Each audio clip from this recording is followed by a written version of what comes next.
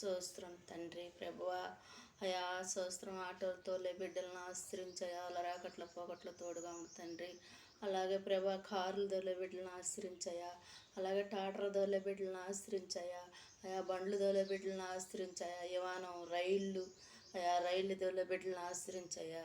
అలాగే ప్రభా స్తోత్రం తండ్రి.